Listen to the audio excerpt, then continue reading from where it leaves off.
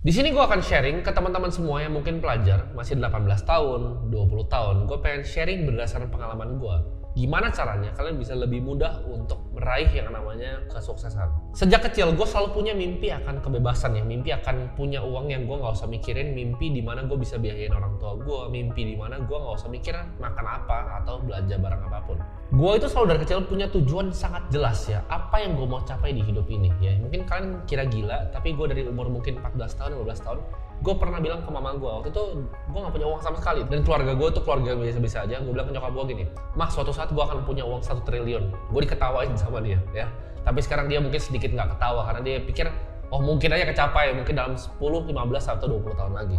Di sini gue pengen kasih tahu ke kalian semua, teman-teman yang masih pelajar, yaitu menentukan arah hidup itu sangat penting. Jadi jangan bilang hidup itu mengalir aja. Kita harus tentuin, kita harus lihat visinya seperti apa untuk capai hidup yang kita mau. Karena ibarat punya tujuan hidup itu seperti punya pembimbingnya, kayak guiding star di atas. Kita bisa tahu kira-kira, oh rencana hidup gue itu seperti apa, mau dibawa kemana hidup gue.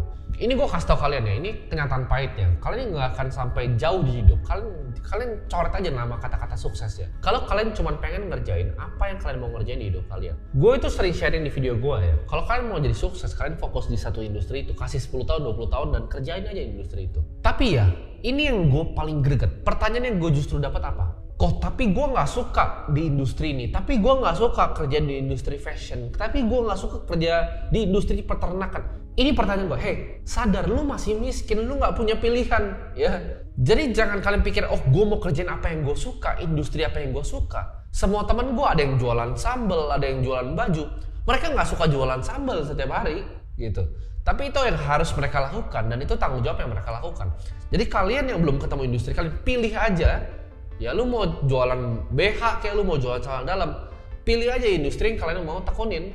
Jadi itu bukan asal suka atau enggak. Tinggal terjun aja dan lakuin gitu. Lu kira gue suka gitu jualan pomade, lu kira gue suka jualan sedotan, lu kira gue suka untuk jalan jadi agen properti panas-panas cari listingan setiap pulang sekolah? Jawabannya enggak, gue gak suka. Tapi gue lakukan itu karena tanggung jawab, karena disiplin ya.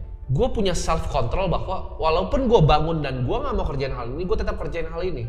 Gue gak bangun dengan mikir, oke, hari ini Timothy akan lakuin hal yang gue seneng gitu. Itu adalah pemikiran orang miskin yang paling egois. Gue gak setiap hari kok bangun pagi, semangat, ayo kita mau ngantor, ayo kita mau syutingin buat kalian video-video YouTube ini. Enggak. Cuman itu yang gue lakukan setiap harinya.